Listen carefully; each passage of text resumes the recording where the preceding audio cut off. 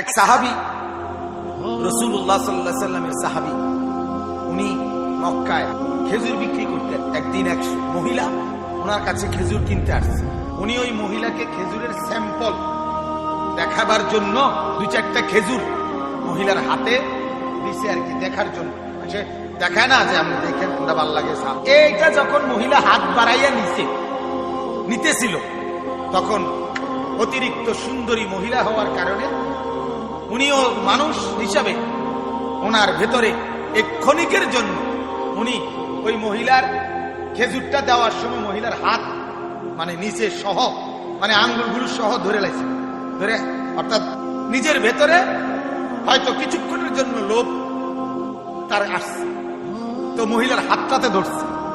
সাথে সাথে ওনার কলিজার ভিতরে অনুভূতি আসছে, আহা, এটা তো আমি অন্যায় করছি।